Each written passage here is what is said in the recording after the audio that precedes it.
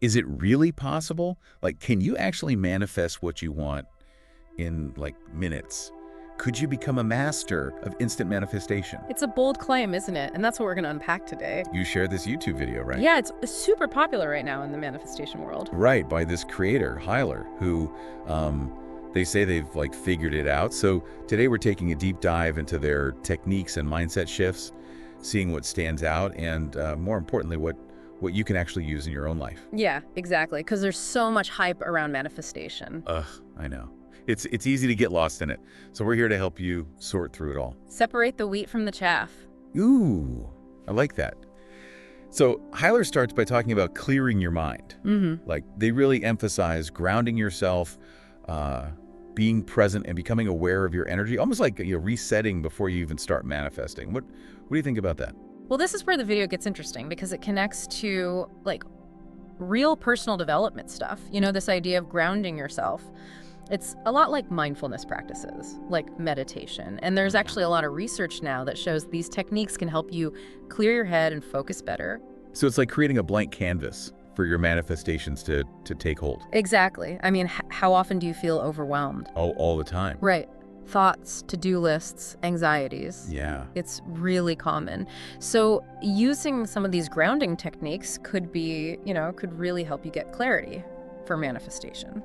That makes a lot of sense. Okay, now here's what things are really interesting.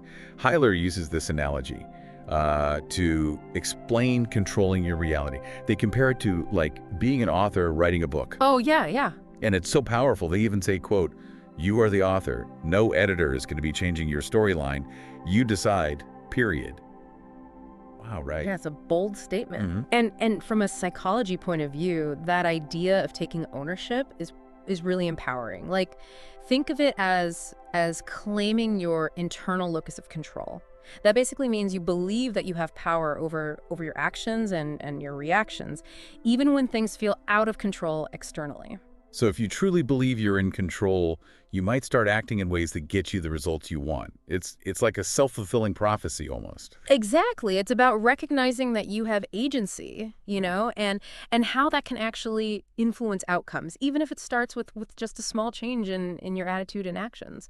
But here's where Hyler goes into the instant part of manifestation. Right. The affirming from the end goal. Yeah. Basically saying you should affirm your desires like they've already happened, even if things haven't actually changed yet. Yes, and they give some pretty specific examples in the video. Some might even say controversial examples. Like affirming a date with someone even before they've said yes. Exactly. That's one of them. And it really gets to the core of this idea, aligning your energy with your desired outcome, even if it feels, a bit premature or even, like, out there.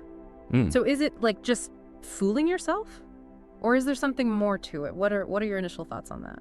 Well, I mean, part of me thinks it's just wishful thinking, but then there's this other part of me that wonders if it's like a way to get your subconscious ready, to be on the lookout for opportunities. So if you're telling yourself, like, I'm going on a date with this person, you might notice an opening or act in a way that makes it happen. Right. And there is a possible explanation for that in psychology, this idea of self-suggestion. Where you're constantly giving your mind this specific story.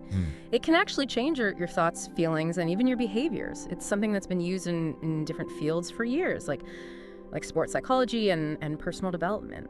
Okay, so it's not about tricking yourself, but about intentionally shifting your focus and what you believe. Right. And it brings up a really important question. Is this, does this resonate with you? Why or why not? It's important to be critical and see if it fits with what you believe. Definitely something to consider. Okay. But what if you try this whole instant manifestation thing and it just doesn't happen right away? Hyler addresses that too, don't they? Yeah, they do. And that's where they talk about persistence. Okay. They actually say that even if what you want doesn't show up immediately, continuing to affirm it makes you better at manifesting quickly in the future. So it's like building a muscle. The more you practice, the stronger you get. Exactly. And I couldn't help but notice how Hyler ends the video. It's very repetitive, almost like an affirmation itself. You mean the part where they keep saying, watching this video helped me manifest? Yes. It's interesting, right? From a communication perspective, repeating things like that is probably on purpose, They're trying to plant that idea of success in the viewer's mind.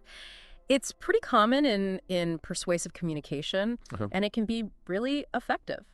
Sneaky. But it does make you think. If you really believed in your power to manifest instantly, how would you approach things differently? What would change? That's a powerful question. Would you be bolder in what you want, more Yeah. confident in what you do? It's fascinating to see how our beliefs really shape our reality. Absolutely. Okay, so let's recap what we've covered so far in this deep dive into instant manifestation. All right. We started with clearing your mind, finding that mental stillness, which is a lot like mindfulness. Mm-hmm. Then we talked about that powerful analogy of being the author of your own life, Yeah. taking ownership, claiming that internal locus of control, Mm-hmm. and how that mindset shift can actually change things. Yeah, we also got into that really intriguing technique of affirming from the end goal, even if things haven't changed yet in your life, Right. and how that might tap into that power of self-suggestion to shape our reality. And of course, we can't forget about persistence. Even when things don't manifest right away, it's all about strengthening that manifestation muscle, staying committed to the process. Right. And it really comes down to aligning your energy with what you want to attract and importantly, believing in your power to manifest those desires. Now, before we go any further, let's not forget what Hyler said at the end of their video. Ah, yes, the classic call to action, like, subscribe, comment, and share. Of course. Yeah. But we also want to hear from you. Have you ever tried any instant manifestation techniques? What happened? Share your stories down in the comments below. We might even, feature some of them in a future episode. It's funny how this instant manifestation stuff connects to like those classic success principles, like the power of belief, taking action. Those things are important for any goal, right? It doesn't matter if it's manifesting your dream life or getting that promotion. Absolutely. It makes you wonder if the magic isn't like some mystical force, but our own minds, how we choose to use our energy, Right, it's about that power within. Hmm. But let's go back to that author analogy. It's a really good way to picture taking control. But I'm curious, What are you thinking? what about those times when it doesn't feel like we're the author? Like we're more like a character in someone else's story. When things just happen to us and we have no control, how does that fit with being the author? Seems like a contradiction. That's a great question. And it's something we all go through. Life throws curveballs, things happen that we can't control. But the key is remembering that even then we have a choice. So it's not about controlling everything, but about how we react to things. Exactly. We can be victims or we can be empowered. It's about finding that internal locus of control even when things are chaotic. So shifting our perspective, focusing on what we can control, our thoughts, our actions, even if the outside world feels crazy. Yeah. And remember, even small changes in how we think can have a big impact on our reality. It's about realizing we're not just watching our lives happen, we're part of it, shaping it. That's empowering. But how do we actually do that? How do we bring this author mindset into everyday life? Any tips? Well, a simple but powerful thing is to pay attention to how you talk to yourself. Are you always putting yourself down? Or are you encouraging yourself? That inner voice is so important. Like being your own best friend, not your worst enemy.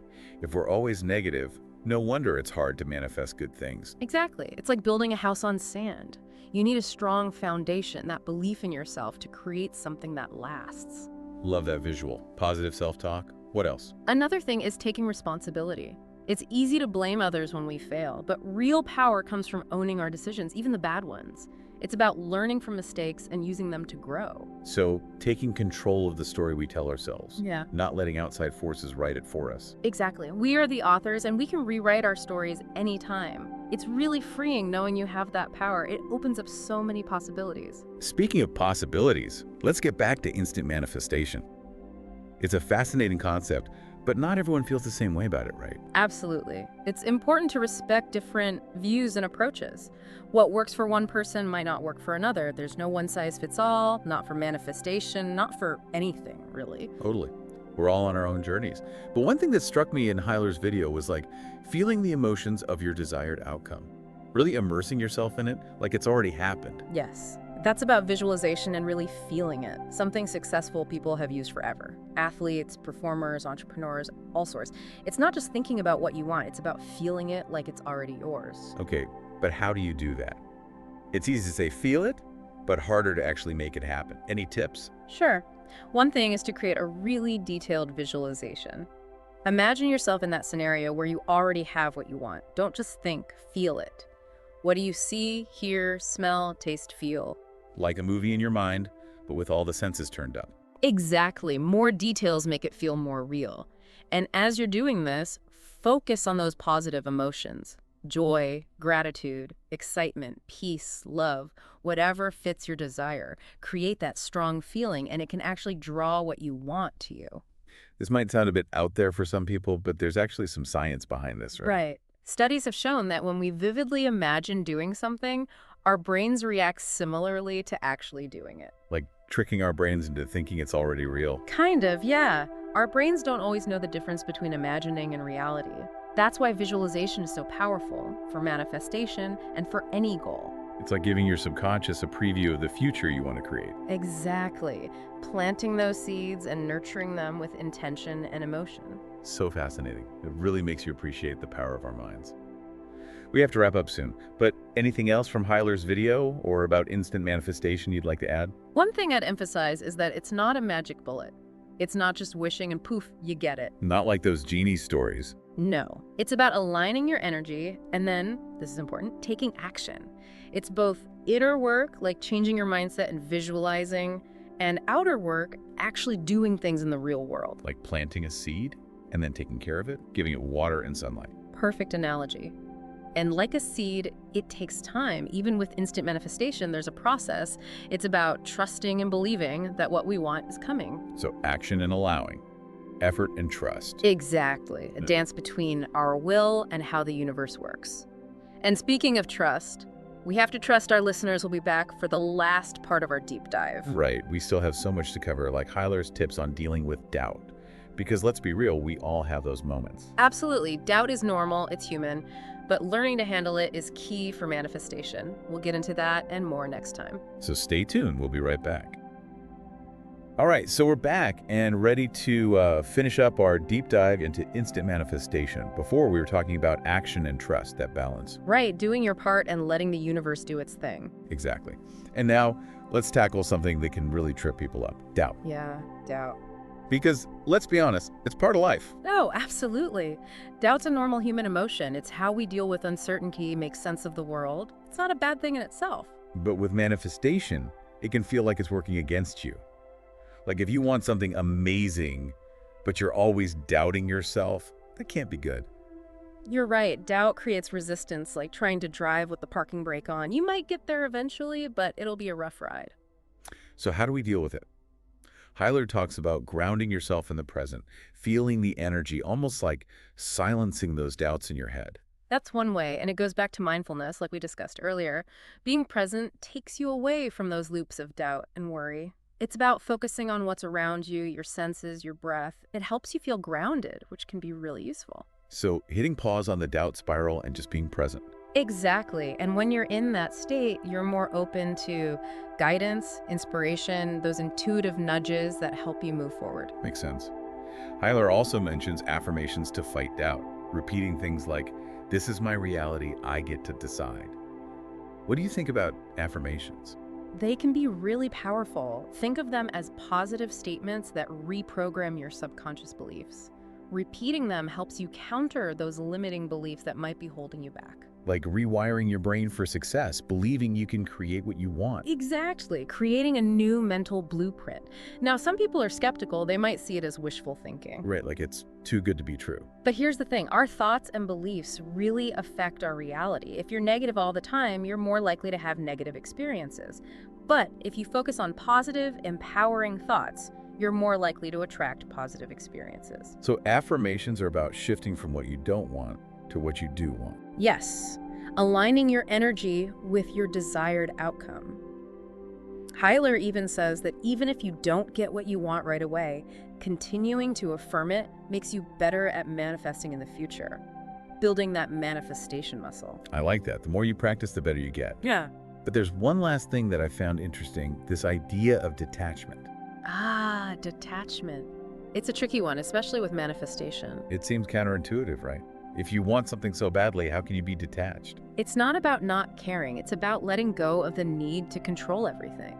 Trusting that the universe is working with you. Things will happen in the right way, even if you don't know how. Like surrendering to the flow, letting the universe do its thing. Exactly. Like sending a letter, you write it and mail it. You don't stalk the postman. You trust it'll get there.